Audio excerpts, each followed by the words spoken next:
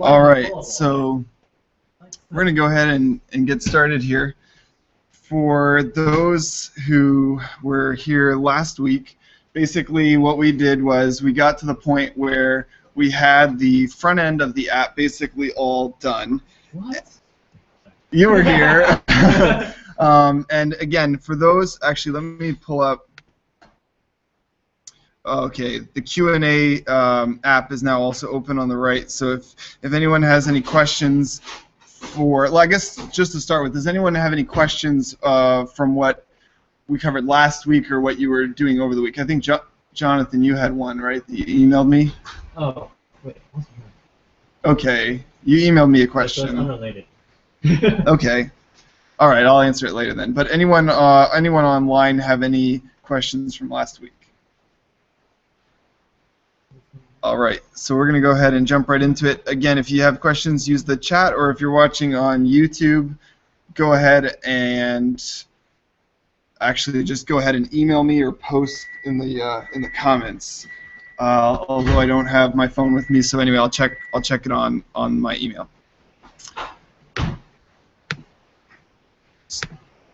All right, so this week, what we're going to do is we're going to take that, go ahead and find the index file from before, and just go ahead and open that with Google Chrome. And like we talked about last week, if you press F12 in Chrome, there's this little button over here, which if you press, it comes up with this thing down here where you can press emulation, and then you can choose any one of any number of different types of phones. And if you then select one, so let's say if I change this to the Google Nexus 5 and emulate, it will then change the dimensions of your browser to look like a phone. And actually, what you have to do here, you'll see it all looks messed up. After you change it, you do have to just do a quick refresh to make it look right. So basically last week what we talked about was, how to use jQuery Mobile to make this, this input box, these buttons, move the bar down here, and then we also talked about how you can use jQuery Mobile Theme Roller to customize the colors, so that instead of just white and black, we added this nice blue and pink color. This week, what we're going to do is talk about, okay, now we've got this app that looks like it could be a temperature tracker. How do we actually make it a temperature tracker? And that's where the JavaScript comes in. To get started with the JavaScript, you go back to that Codecademy site. So we talked about this in the first class, but just to reiterate, if we go to the Codecademy website and you scroll down to where they have the different language lessons, after HTML and CSS they have this JavaScript course. And just like the HTML course, it's pretty simple. This is a 10-hour course estimated time frame. Again, if you do like an hour and a half each day, you'll be done by next week. It's a very pretty low time commitment to learn a very valuable skill. And just like before, they will step you through very simply how to code in it. And as you code, so I'm going to go ahead and put my name in. So I should sign up for Codecademy? Yes. If you've not signed up with Codecademy, I recommend it. And then go through their JavaScript lessons. You may also, if you haven't signed up in the past, take their HTML and CSS lessons as well. And if you'll notice, if I go back here, as in addition, they have a jQuery lesson. This will be helpful for you when we get to the API piece. Actually, it'll be helpful for you with the JavaScript piece as well. And basically, jQuery is a JavaScript library that allows you to do some things in JavaScript easier than it would be without it. I'm going to just check here. Okay, so far no questions on the web. So we're going to go ahead and just jump right into it here. So now out on wherever you have your code file, so your index file or your style file, you're going to go ahead and actually, you know what you can do? Just go ahead and open up Notepad. And I'm going to go ahead and close everything else. Go ahead and do File, New, and then do File, Save As. And then from that drop-down menu, you're going to scroll down to where it says JavaScript file. And you're going to select that, and then make sure you save it in the same folder as you have your index.html and your style.css. So in my case, I just have them out on my desktop, but if you have those files in some folder, go into that folder, and then go ahead and we'll just go ahead and call this main. And then save that. So now up in the taskbar, it should say main.js. CSS file, do you have to name it style sheets, or is that just the name you chose? Okay, the question was, for the CSS files, do you have to name it style sheet? No. You can name these things whatever you'd like. Typically, the standard names people end up using are main for .js for their main JavaScript file, and style.css for the style sheet file. However, you can name them whatever you want. The only file that has to be given a specific name is your index.html.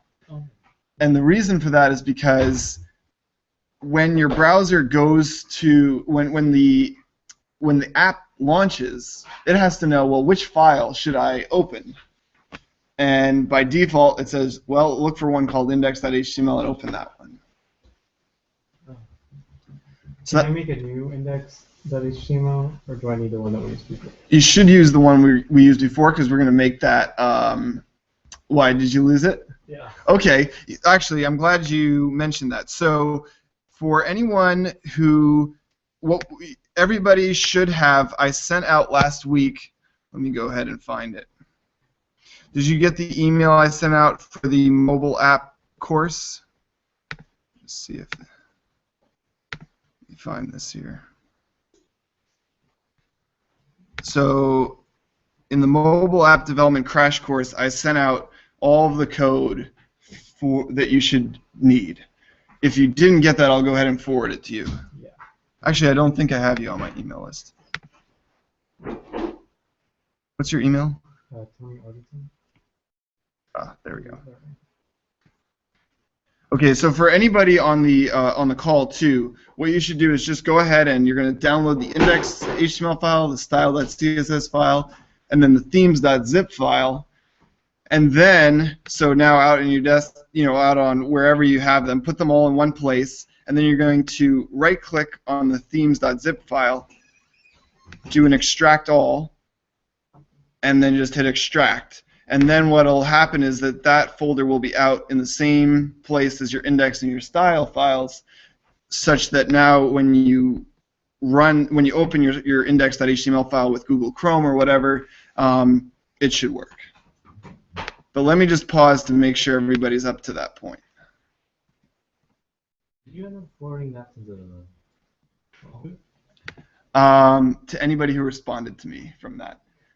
But I can go ahead and I thought I forwarded it to you, but maybe not. Let me go ahead and do that too. All right, I just sent it. So yeah, every week, basically, if anyone gets behind, not to worry. I'll send out the working version of the code as well as the recording.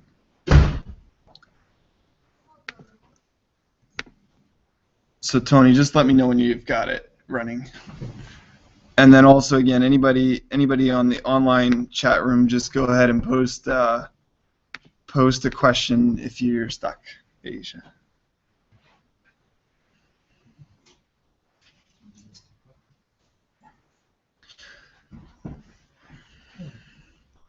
Hello. Hey. All right. So what we're going to do is go ahead now and hey everybody, go ahead and He's on camera. yeah, we're live. What we're going to do now is go ahead and go back to that main.js file. So you got it running, Tony? Okay, great. So the first thing we're going to do is just do something really simple. We're going to go ahead and just type in alert. And since it's my favorite first programming words, we're going to do hello world.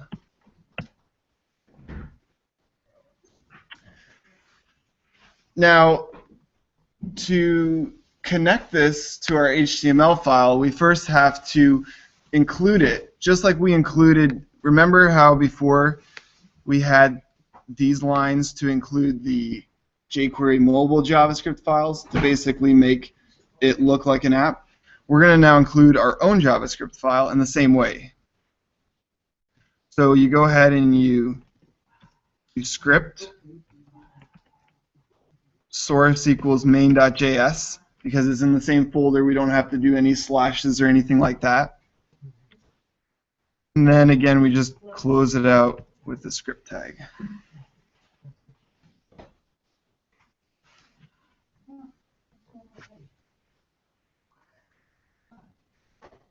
All right. So basically now your index.html file should have this new line in it, and then you should also have this main.js file with this line in it. And now if we go back to our app and refresh it, it pops up JavaScript alert, hello world. Did you get that? If anyone didn't, let me know and I can see if I can figure out what went wrong. That's how you display images, messages on the computer screen? That's one way. If you want it, it's a very simple built-in alert type of pop-up they have that you can call with just that line. Cool. It did great. So I'm just going to go back to the code here in case anyone missed something. So again, the this main.js file, which should be in the same place as the index.html file, should have that.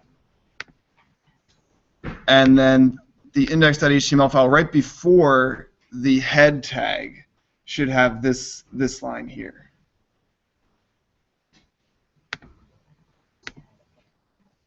Okay.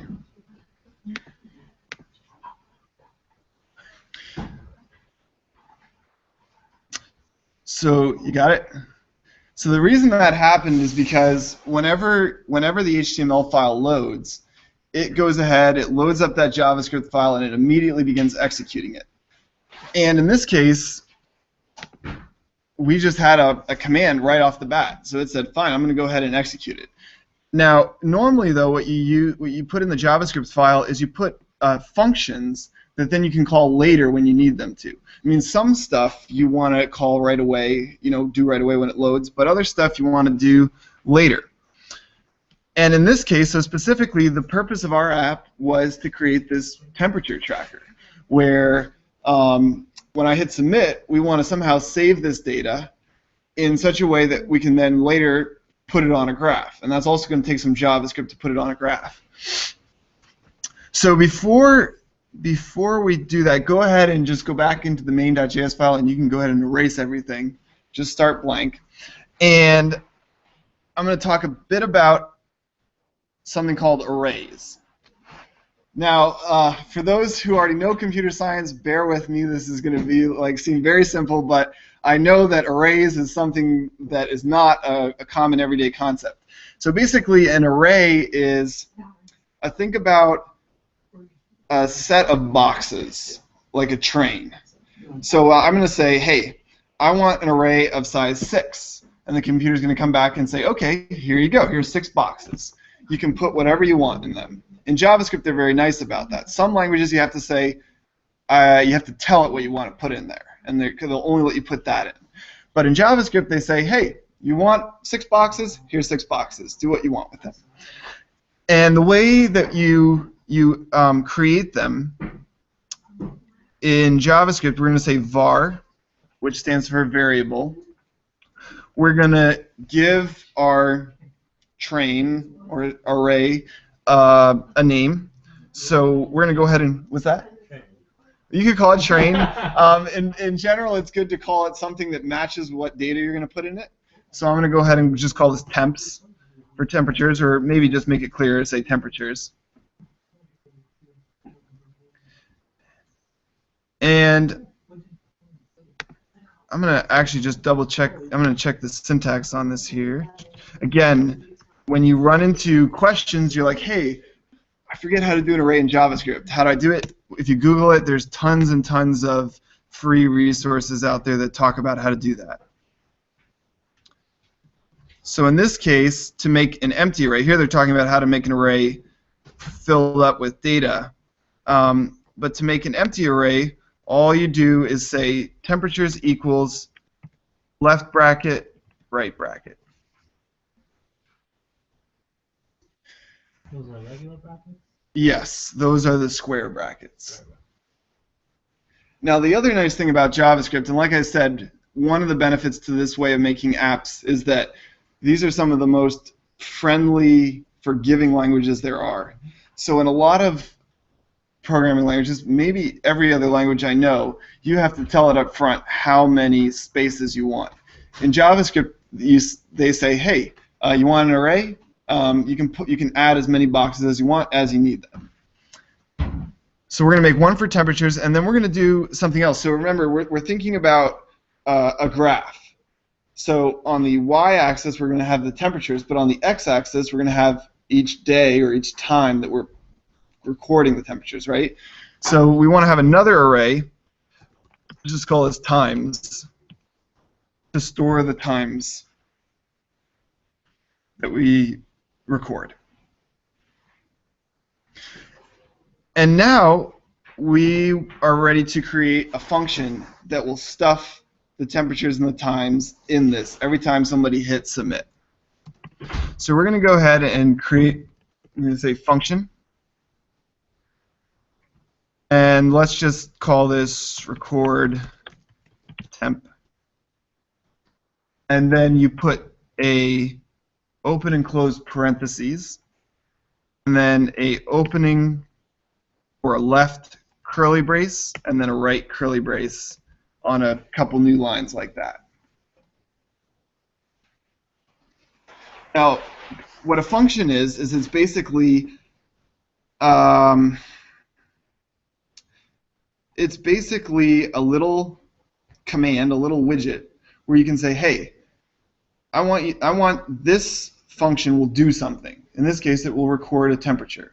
And it takes care of everything that's necessary to record a temperature. And then in my code, when I want to record a temperature, I don't have to say, do this, do this, do this, do the other thing. I can just say record temp, and it'll then go to this place in the code, and it'll do everything that I've put inside of these braces. So just like how we had classes in CSS, where we had all the rules, like here's a bunch of rules that go into this class, and then we don't have to put all those rules every place, functions achieve the same thing. The other thing that a function can do is we can pass in some data that's necessary for our function to do its job. So in this case, if we want to record the temp, what do we need to know? The temperature. The temperature, right? You're telling me to record a temperature. I need to know what temperature you want me to record. So we can go ahead and in those curly braces just put a variable to store that. In this case, I'll just call it T. Again, you can call it whatever you want. So that will just create the variable that right then and there? Yes. Well, what that does is it says, hey, I'm expecting when somebody calls me, they're going to put a number in the parentheses, and I can get that number by calling T. T will store whatever number they send me. Only within that function, or? Only within that function. Oh. Yep. It's like setting up a formula. Yes, it's like a formula in math, for those who remember math. All right. Okay, so in fact, maybe this will make it a little clearer. Let me just show you how we're going to call this function. So just let's assume it's working, right? When we call it, we're going to do this. Go back to the HTML file. If you don't have it open, you can go ahead and open it. And you're going to go down to line 24, for me anyway, where we have our submit button. And just like we have attributes here that say what the link should be, what the color should be, and that it should be a button, we can put another attribute to say what should happen when I click on this. And that's called the onClick attribute. So you just type in onClick before that right, before the greater than sign, and then you're going to say equals, and then you're going to put these quotes. So it's going to be onClick equals double quote, double quote. And now inside of that, we can put some JavaScript. And in this case, the only JavaScript we want to put is we want to call record temp. And for now, we're just going to put a default value. I think it's about 98 degrees outside right now here in Texas. So I'm going to say record temp 98.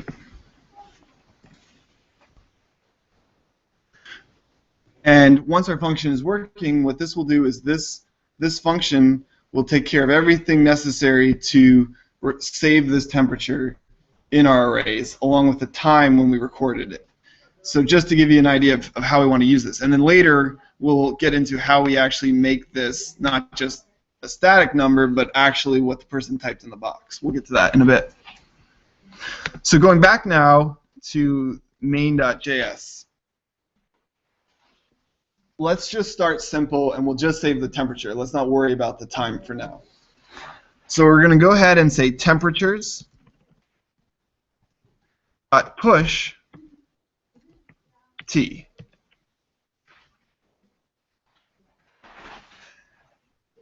And now, just to make sure that this actually worked, let's go ahead and we'll do an alert.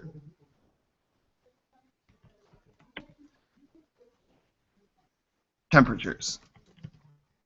So basically what we're going to do is we're going to say, okay, push this temperature into our temperatures array, and now go ahead and give me a pop-up that shows me what's in temperatures. Now there's a little twist to this. If you go ahead and save that, let's go back to our app and make sure to then you saved your HTML file, refresh this. If I go ahead and hit submit, there's 98. Submit again, 98, 98. Submit again, 98, 98, 98. You get the idea? Every time we hit submit, it's recording that temperature in our array. So that's exactly what we wanted to do, right? Because now we can take this and pass it to a graph and say, okay, hey, this is the set of data that's going to be all of our points.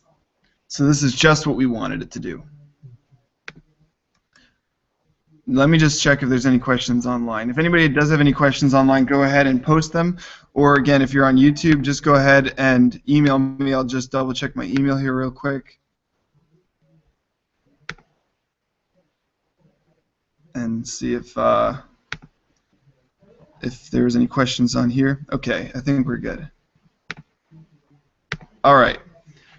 So that's great. That's just what we wanted. Now we can go ahead and start recording the time that the user recorded this. Now, in this case, we don't need them to tell us the time because JavaScript has a little built-in function that gives you the current date and time. So what we're going to do is we're going to go ahead and create just a quick variable here. Let's just call this current time. And we're going to just say new date for now. Is that a function of itself? Or? Okay, so date is a standard JavaScript object. So basically, JavaScript, they have certain pre-made objects. One of them is math also. So you can call, it has a whole bunch of functions that you can do there. Date has a bunch of functions that they make to do default stuff. So when we call new date, current time will become what's called an object. An object is basically a variable that contains data, and it has functions that can manipulate that data. So I'll show you what I mean. What we can do now,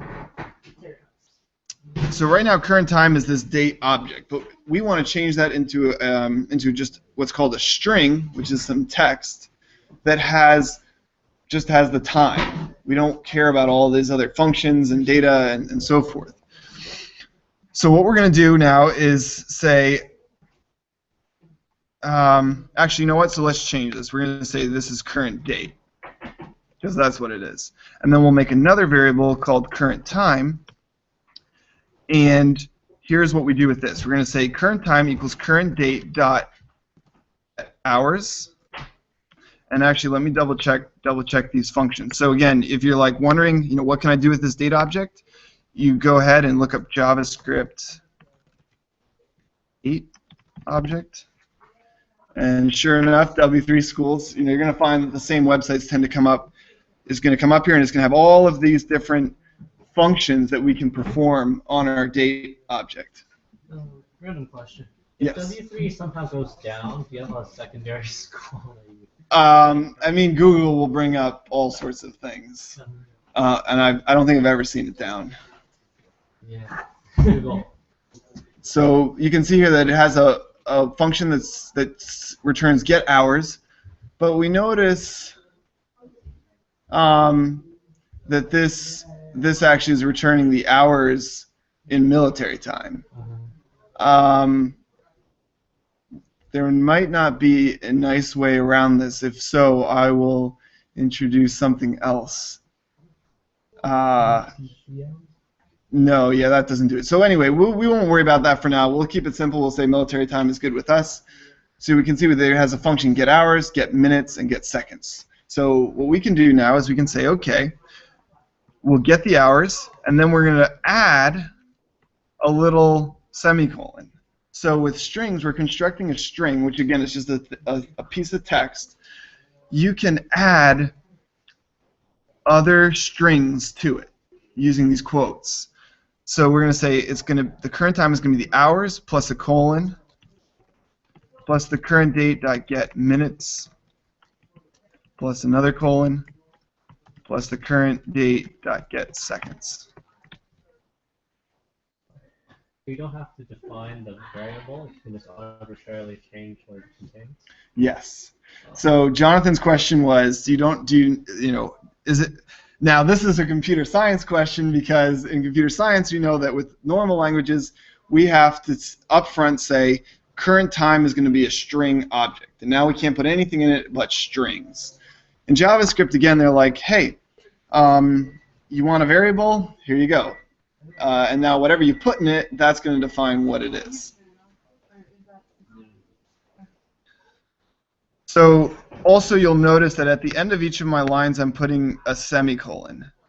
That's something that you should do. Again, if you don't do it, JavaScript's going to be like, okay, we'll try to guess what you actually wanted to do. But it's good to put semicolons.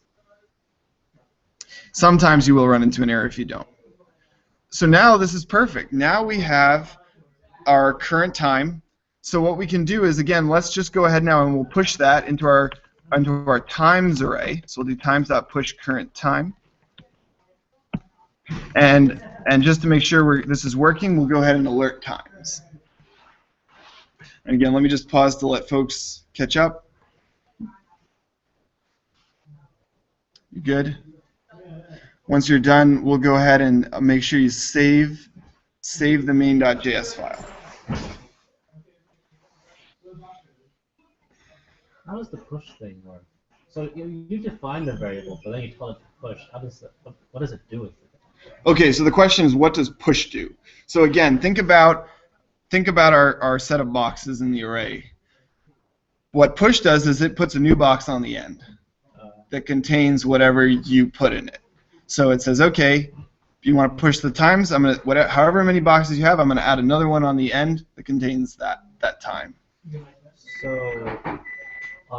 So assuming we're building boxes from left to right. Left to right. It puts on the right or the left? On the right. On the right. Okay. And you'll see that here once you run this. So I'm going to go back now to the app.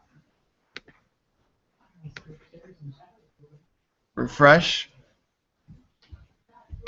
Submit. And we've got 1955 and 6 seconds. All right, great. Now I'm going to hit submit again. Oh, 1955 and 6 seconds, and then 1955 and 14 seconds. And every time I do this, I can wait a little while, wait a little while, wait a little while. It's going to be 24 seconds. So you can see how it's building that array. So let me pause here and just make sure you got it working, Tony. Jonathan, are you just kind of gave up? I'm fine. Okay, all right. Anybody on the webcast have any questions?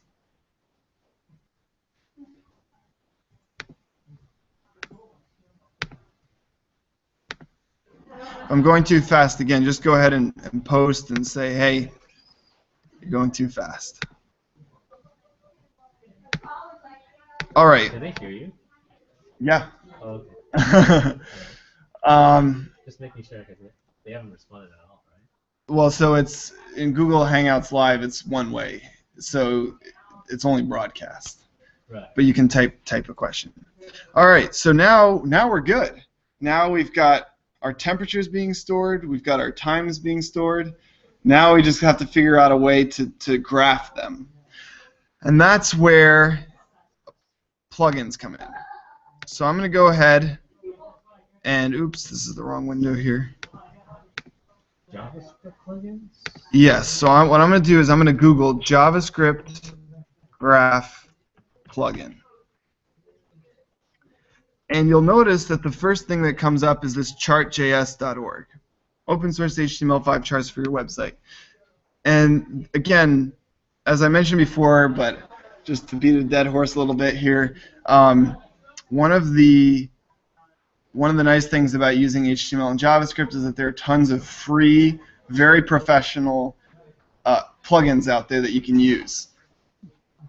Is there any downside to using free-made plugins? I mean, you'll have to weigh the benefits, right? So for something that's really simple, the hassle of learning somebody else's thing and risking possibly any bugs they might have, you have to decide if that outweighs the cost of you developing it from scratch. So for something, though, like a visual chart, it's like hands down, no question, you want to use a plugin. Other examples of things that you want to use a plugin for example, right now for Scoutlet, we're working on making it such that people can pay from within the app.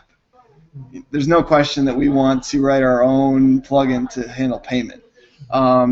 Or what's another example? Or even there's, for example, I was running into a problem where in jQuery Mobile, they will wait a little bit of time after someone taps a button before going on to the next page, because this is actually something that just naturally happens in the browser. Someone could double tap to zoom, and so as a result, in mobile browsers, they wait a little bit after you tap a link to see if you're going to tap right away again, and that makes it feel slow.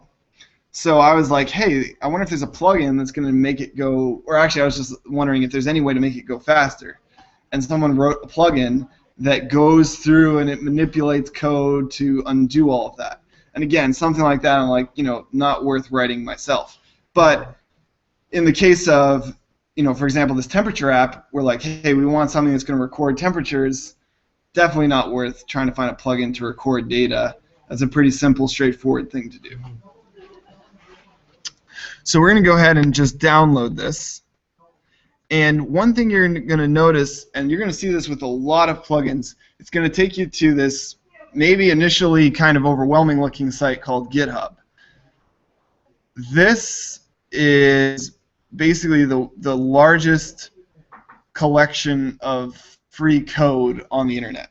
So a lot of people who write free code that others can use will upload it to GitHub because there has a lot of great ways for them to maintain it, for people to get it, and give them issues to solve. So when you get here, what you want to do is just come down to the lower right and click Download Zip. And actually, I'm going to go ahead and use, I just found out there's this other feature here on Hangouts where I can share links with y'all. So I'm going to go ahead and just put the link to this in the Hangout. Okay, can I just say show item? Okay, yeah.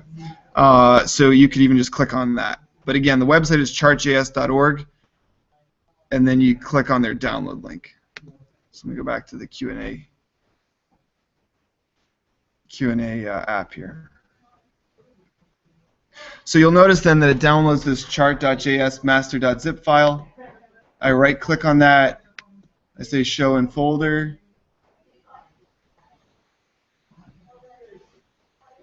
And now I'm going to right-click on it and say extract all. And what you want to do now is actually go ahead and say browse and put it in whatever folder you have your index.html and other files in. Say extract. And now you can X out of whatever comes up and go to that folder. So sure enough, now I've got my folder here, chart.js master. You got that? All right. Just to make things simpler, let's just go ahead and rename it chart. So again, to rename it, just in case anybody doesn't know, just right-click on it, click rename, and then type in chart. And now if I double-click on it, you can see inside that they have these chart.js files, and then they also have some samples here. That is, for me, the biggest thing that I like to do when I download a plugin is to see if they have some sample code. The easiest way to learn, for me at least, is just to see if they have an example. In this case, we want a line graph. So I'm going to look and say, oh, they've got a line sample here. I'll go ahead and open that with Chrome to start with. And ooh, that looks pretty neat, right? That looks like probably do what I want it to do. In fact, this almost could be a temperature chart right here. So I say, oh, that's amazing. How do I use it? Again, now you go back there to that line.html file, right-click on it, and then say open with Notepad++.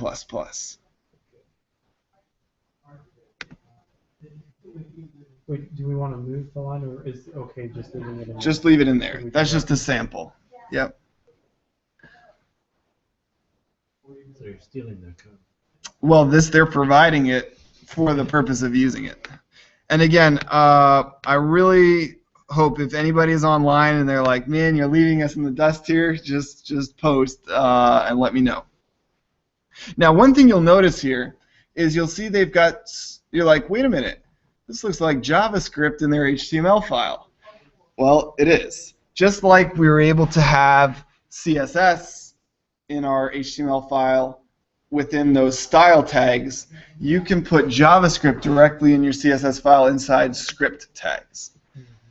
So in this case, this is a pretty good deal. They basically did everything that we want, except they've got the wrong data, right? They've got some pre-filled data here. We want to use our data. Mm-hmm.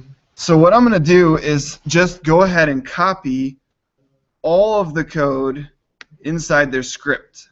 So from 16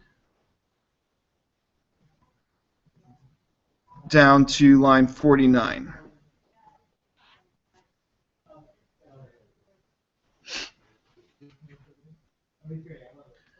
So go ahead and copy that, then go over to your main.js file.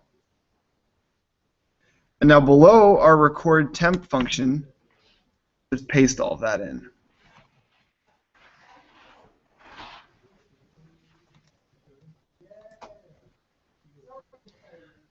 All right, you got it? So you paste it within the curly brackets? No. So you want to make sure that it's outside of the record temp curly brackets. So the question was, do you paste it inside the curly brackets? The answer is no. You post it down in the empty space below it. You got it, Tony? All right, great. So now, now we've got this thing here. This random scaling factor, you can see that they are basically creating some random data for their example. What we're going to do is just go ahead and delete that whole line, that random scaling factor. That's a function, you can see, that returns some random number between, I believe, between 1 and 100. And just go ahead and backspace that. And now you'll see a very interesting thing. Look at labels. Do you see what it is? Yeah. Mm-hmm. It's an array. Mm-hmm. It's an array that stores the labels on the x-axis. Well, we already have that, right? We called it, what do we call it up here? We called it times. So rather than have their predefined one, just go ahead and backspace everything. Oops, sorry. Everything in between those two brackets, but before the comma. Don't backspace the comma. Get rid of all that and put in times. Those labels a object function or something? Okay, so the question is, what is labels?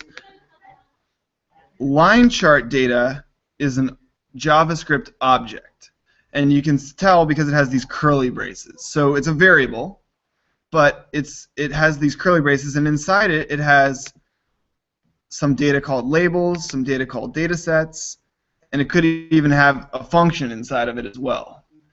But in this case, it is an object that contains all of the information needed to create this graph. But we'll not worry about that just now.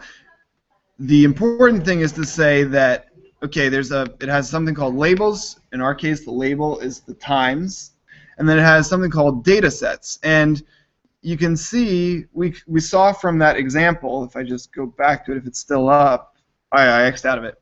Remember how there were two line graphs? There was one in front, one behind. Mm-hmm.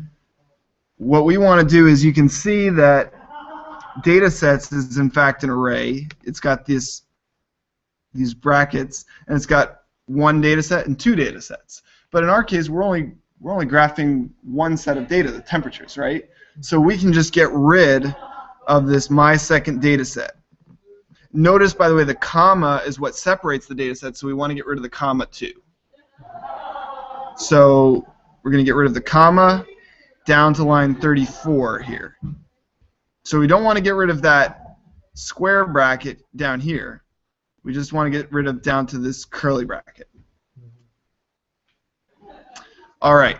Now, you can see here that they have, a label for the data. They have colors. They say what color should the points be, what color should the line be, what color should be below the line. So we'll get into that maybe in a bit. But for us, the important thing is, here's the data, right? And sure enough, it's another array. So what we want to do is we want to get rid of their array.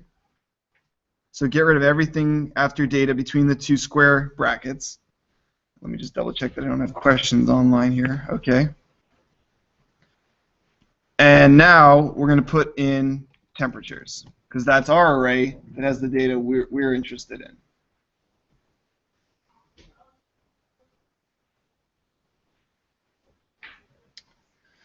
All right. So now we're in good shape, and you'll notice down here that they had another thing that says window.onload. Do some stuff here. What this is saying is, this is a JavaScript thing that basically says, look, as soon as the window loads, go ahead and do some things here. And one of the things that they're doing is they're looking for a element which has an ID of canvas. So that gives us a hint that we're missing something. And if we go back to their HTML file, sure enough, they have this thing called canvas. So what we're going to do is just go ahead and copy that.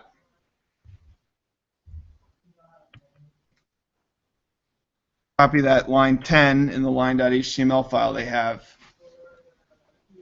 over into our HTML file into our graph page. So here we said this will be the graph page under construction. Please do not sneeze on all the dust. We'll now get rid of that line of text and paste in that canvas element. So let me just make sure everybody's set there. You got it? All right. Does this stand for something? Canvas? Yeah. That's the way you spell canvas. Like the paint on? Like, yeah, to paint on. Okay, maybe I'm just weird. Never mind. No, so now, by the way, you'll notice actually that although it happens to have an ID of canvas, it also is a canvas element. So you might say, well, what is a canvas element? It's actually something new in HTML5. So HTML5 right now is a big buzzword. And I think there's a lot of hype and misunderstanding around what it can do, but practically, basically, it added some additional functionality to HTML, a little bit. And one of the things that it added was the ability to have, like a painter's canvas, a little area where you can draw on. This is very helpful for doing stuff like this graph. All right, so go ahead and save the HTML file and the JavaScript file. And go back to the app and refresh it.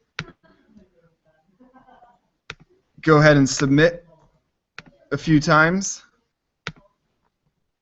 And again, we can see that our array is still being output, so we know that's working. We'll just put in 3 points here. Now we're going to hit View Graph, and we're like, what happened? Where is our graph? So whenever something like this happens, the first place that I recommend looking is in the JavaScript console. And again, the way you do that is you hit F12.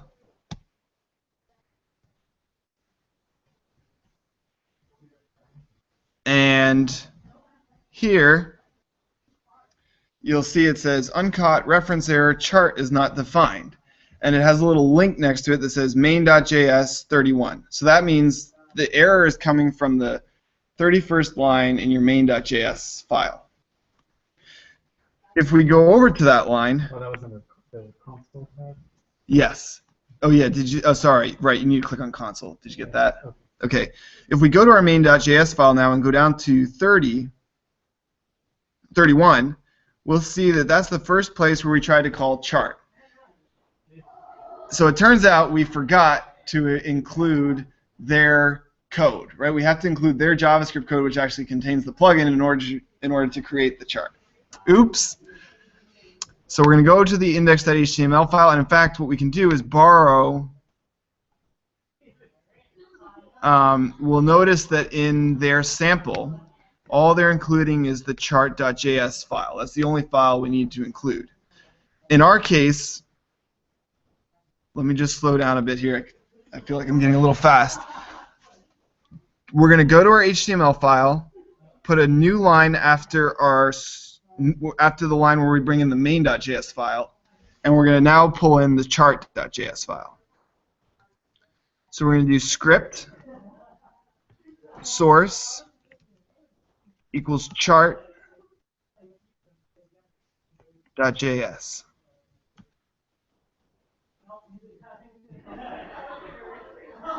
And then again, we close it out with the script tag. Now, actually, this will not be correct because we have it inside the chart folder. So, in fact, we actually have to say chart/chart.js. The other thing you could do is you could actually go to that chart folder, copy the chart.js file, and pull it out into the same folder as your index.html file. But for now, if you set it up the way I did, just add chart/chart.js. Going back now to our app, I'll just press back, refresh it, hit submit a few times here, and now click view graph. Okay, still nothing showing up. So again, we go to F12 here in the console, and it's not saying anything. So we know now that we are importing it correctly. It's not having a problem. It's something that's wrong with the way we're displaying it. It turns out that the cause for that is that in jQuery Mobile, notice how we put it down in this page down here? However, the JavaScript is trying to find this canvas element and create it as soon as the page loads. But that's a problem because we're loading the other page first, so it's not up yet. That causes some issues. So we're at the end of the time here, but next week what we'll do is then I'll show you some jQuery code that will, instead of running this when the HTML loads, it will load when that specific jQuery mobile page loads. And we'll get the graph working and move forward from there. So just before the end, any final questions on the website or in the room?